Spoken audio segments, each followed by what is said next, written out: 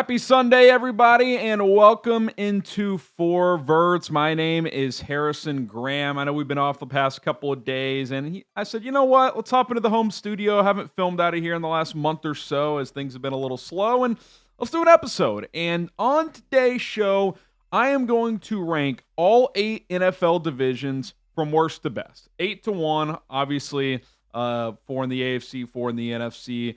And we'll see where we end up. And before we get into this exercise, I want to hear from you. You let me know the best division in the NFL and the worst division in the NFL right now down in the comments section.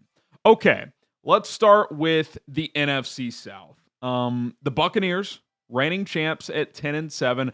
I actually think they're really good. I think Tampa Bay is a sneaky Super Bowl contender. I would put them at like the top of like the tier 2 list of teams. You know, I'll have a more definitive list at some point, but if you want to put the Eagles, the Chiefs, if the Lions' new coaching staff works out, and a couple others at the top, I'm sure I'm leaving a few out. Bills and Ravens, of course, got to include them as well. Rams, I'd throw in there. I think they're right in that mix after that group, and you could argue maybe even better than Tampa or than Detroit, maybe even better than a team like the Los Angeles Rams. I think a Bucs are a top 5 to 7 team in the NFL. I think the rest of the division stinks, though. Atlanta's talented. I'm not sold on, obviously, A, Michael Penix. We have to see more, and B, Raheem Morris as their head coach.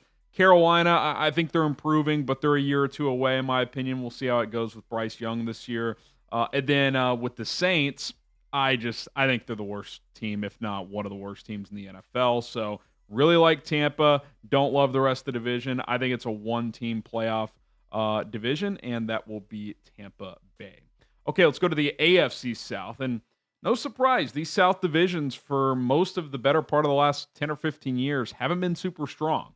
They've obviously had good individual teams, but from top to bottom, the depth is not exactly there. The Houston Texans have won the division the last couple of years. I would anticipate them winning it again. We'll have my official division by division breakdown and prediction videos between now and week 1, so stay tuned across the board. But, I don't love the rest of the division. I think there's slightly more intrigue among the other 3 teams compared to the NFC South, which is why I have the AFC South at 7 instead of 8.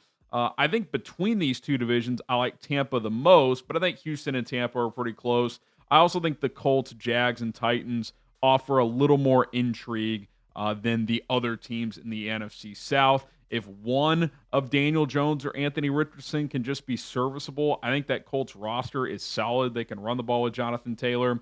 If Trevor Lawrence bounces back, Jacksonville has some intriguing pieces, although I'm betting against it. And then I said this on an earlier video, and I'll say it again. If Cam Ward plays like a top 20 quarterback in the NFL, I think the Titans could flirt with a wild card spot. Their defense is really good. They have some intriguing pieces. They're probably a year away. It's probably asking a lot out of Cam Ward as a rookie, but I think the depth is just a little bit better in the AFC South than it is in the NFC South, but not by much. I think the 2 South divisions are the worst in football. My 6th best division is the AFC East. Obviously, the Bills are a powerhouse, so that elevates this division a little bit. Say what you want about the Miami Dolphins. I'm not super high on them this year, but what I will say, when Tua is healthy, they're a 500 or better team. That's what the data tells us under Mike McDaniel, the 4th year of that pairing. Obviously, McDaniel on the hot seat. Chris Greer could be as well. But when Tua is healthy, really efficient passing game, especially before it gets cold. So they're at least solid in that regard. The Jets, I think, will be scrappy. Aaron Glenn comes in there and is setting a culture. Obviously, they're going to have limitations with Justin Fields at quarterback, but they should run the ball well and play decent defense, so they could be at least competitive. And then the Patriots should be better. So, this feels like a one division or one team division again, maybe 2, maybe one of Miami or New England gets in. I don't think the Jets will, but with the Bills being such a powerhouse, they're better than the AFC South. They're better than the NFC South. I got the AFC East as the 6th best division in the NFL. Okay, before we get to the top half, the NFC West, and I think this division has a lot of variance. I think it could be a 1-team division. I think it could be a 3-team division. I think there's a world where all 4 teams are pretty intriguing. but I don't know the ceiling of any of the teams. I think if you were going to say, hey, Harrison, which division or which team out of the NFC West has the best chance to represent the NFC in the Super Bowl, I would say the Rams because they have the ingredients, right? Proven head coach Sean McVay, proven quarterback in Matthew Stafford, who's still at or near the top of his game, and a young and emerging defense. They got some weapons. You add Devontae Adams to pair with Puka Nacua. Obviously, you lost Cooper Kupp, but with Adams coming in, that's a net win. They can run the ball with Kyron Williams. So I think the Rams are going to be pretty good, especially if Jared Verse and Braden Fisk take another step forward. They had pretty good rookie seasons. So I think they're really good. I also think the Seahawks, Cardinals, and 49ers are all intriguing. For one, San Francisco has the easiest schedule in the league. So you would think on that alone, they're going to be better than 6-11, which they were last year. I think that at worst, they're an 8-win team at best. They could win 11 or 12. Kyle Shanahan and Brock Purdy with a healthy Christian McCaffrey, that's a proven formula for success. Now, they lost some key players on defense in Talanoa Hufanga and Dre Greenlaw, but Greenlaw missed most of last year anyway. So I think they, if Brandon Ayuk can get healthy, they can be pretty formidable. The Cardinals are scrappy. If Kyler Murray can play a little more consistent, I like Jonathan Gannon, how he's had his teams playing over his first 2 years at head coach. Are they good enough to be a playoff team? We'll see. And then Seattle's got a pretty good roster. The question is, can Sam Darnold be as effective or even better potentially than Geno Smith? Because they should be able to run the ball with Charbonnet and Walker if they're healthy. Jackson Smith and Jigba's coming off a big year. If Sam Darnold plays 85% of how he played in Minnesota, he's a top 15, top 20 quarterback. So we'll see. We'll see. It's a lot of question marks in the NFC West, but the upside is there with all four teams. Okay, before we get to the top four, don't forget to subscribe to us here at Verts. We're bringing you NFL and college football content every single day. I did an Arch Manning episode a couple of days ago. Please go check that out if you haven't already. And more NFL videos to come. Okay, number 4, the NFC East. The NFC East should be pretty good. I don't think the Giants are that good, but I think they'll be improved. I think Brian Daboll is a better coach than he gets credit for, and Russell Wilson should at least be serviceable, and their front four is really good. So if you have a dominant position group, which I think the Giants could with Dexter Lawrence, Abdul Carter, and Kayvon Thibodeau, that gives you a shot to win some games you're not supposed to. Probably not going to win a ton of games because it's a tough division, but they could be one of those 6-win teams at the end of the year where you're like, damn, they were pretty tough. They were a tough out. The Eagles are going to be good again. Even if they take a slight step back, they'll still win 11 or 12 games. The question a lot of people have is, what does Washington have for an encore? Because on paper, they should actually be better. Even if Deebo Samuel isn't what he once was, that's an upgrade in that wide receiver room. Obviously, they got to get this Terry McLaurin situation handled with the contract, but assuming that gets handled, the receiver room should be better. Zach Ertz was good last year. No reason to think why he won't still be good. And they have a couple of different running backs that they can run the football with. The defense should be better. They invested more money there.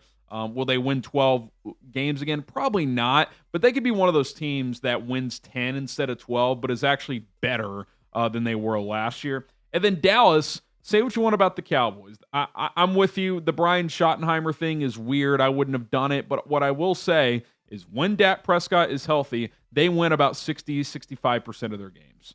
And if he's healthy this year, they'll probably win on the low end 8 wins and potentially 10 to 12. People forget before last year when the wheels fell off after Dak got hurt, they went 12-5 3 years in a row. So it's not like Dallas is some bum franchise. They just suck in the playoffs. So I think they'll be better. So you could see a division here that maybe gets 2, if not 3 teams in the playoffs. So keep an eye on the NFC East. Okay, the AFC North, obviously the Ravens have won this division the last couple of years. They've been the face of the division for a while. Obviously, Cincinnati had its cup of coffee. They're looking to get back in there, but they've got their issues with Trey Hendrickson and so on and so forth. Shamar Stewart as well. I think Baltimore's a clear favorite again. Pittsburgh's a wild card. I mean, every year I want to bet against them. Mike Tomlin gets them to 10 wins. How does this Aaron Rodgers thing work? Does it work really well? Does it go really poorly and things finally bottom out for the Steelers? Who knows? They're clearly all in on this year with the way they've operated, going to get DK Metcalf, going to get Aaron Rodgers. They trade for Jalen Ramsey, send out Mika Fitzpatrick, who's younger. So they're not really playing for the future. They're playing for right now. So it's a pretty big gamble. We'll see if it pays off. We know how good Joe Burrow and the Bengals offense is. Can the defense be top 20, top 22 instead of bottom 4 or 5 like it's been the last couple of years? The Browns are horrible, but the top 3 are pretty good. Baltimore's really good. So I think this division could be really, really good. Maybe not as good as it's been, but still pretty good. Okay, top 2, AFC West. Listen, the Raiders have been a joke pretty much my entire life. I don't think they're a joke anymore. Do I think they're a playoff team? No. But I think kind of what I said about the Giants earlier, could they win 6, maybe 7 games and at the end of the year be like, that's a competitive team. They were a tough out. Week in and week out, they competed. Geno Smith raises their floor significantly as a team. Even if he's not what he was in Seattle, he will be a huge upgrade over anything they've had since at least Derek Carr, and probably better than the last couple of years of Derek that we saw in Las Vegas. So I like that move. Ashton Genty, they should be able to run the football. How about just who's running the operation? John Spytek, who's longtime scout, has worked under Jason Light in Tampa forever. I like that move at GM. And Pete Carroll, while he's not going to coach for a decade, he should right the ship on a 3 to 5 year window here and ideally hand it off to someone who's ready to take the reins for the long haul. So I just think that's a professionally run organization for the first time in a while. So I give the Raiders a lot of credit. Don't think they're a playoff team, but that raises the floor of the division. The Chiefs won't win 15 games, but they'll still probably win 12, even 13. I'm not betting against them, but there are questions there, but they'll be very good. I think the question is between Denver and LA, who's better? Are you betting on Bo Nix and Sean Payton or Justin Herbert and Jim Harbaugh? I would bet on Harbaugh and Herbert over Peyton and Bo, but I think both teams are going to be good. Denver might have the best defense in the league. The Chargers are going to have a top 5-7 defense as well. Both teams have skill guys. They're both well coached. So I think the top 3 in this division are really, really good. They all made the playoffs last year. Decent chance they'll do it again this year. And the Raiders are going to be a tough out. So the West, while Vegas is still not a team many view as a playoff team, the other 3 are, and it's not a bad 4th place team, if that makes sense.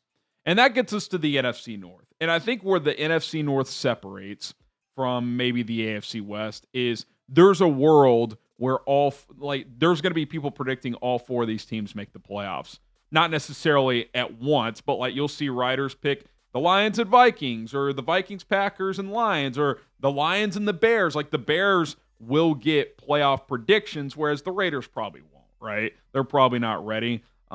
Most people are betting on this Ben Johnson situation now. Is it enough to go from 5 wins to 10 or 11? Well, that really wasn't a 5-win team last year. Coaching malpractice made it that way. Detroit is still loaded roster-wise. Obviously, their questions are with the coaching. Both coordinators became head coaches, and Ben Johnson to Chicago and Aaron Glenn to New York.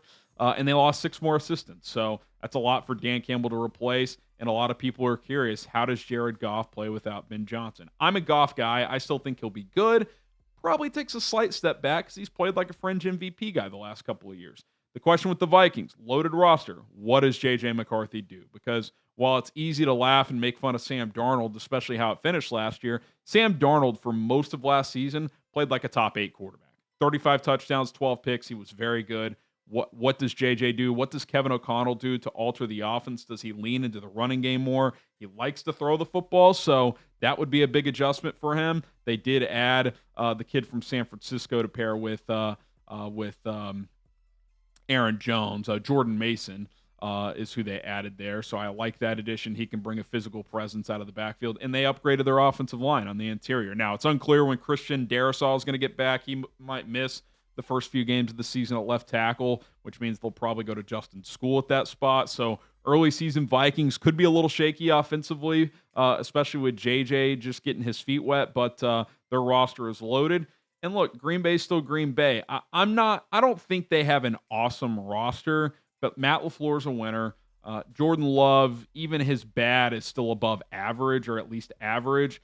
And they can run the football. So with Josh Jacobs, and the defense was a lot better with Jeff Hafley last year. So if that continues, they'll be at least, around 500 at worst. So really good division. All 4 teams have playoff aspirations. Got 3 in last year. I would bet 2 or 3 make it again this year. All right, guys, that is going to do it for this edition of 4 Verts. Appreciate everybody for tuning into today's show. We will be back in the studio tomorrow, so be sure to lock us in for that. My name is Harrison Graham. Enjoy the rest of your Sunday.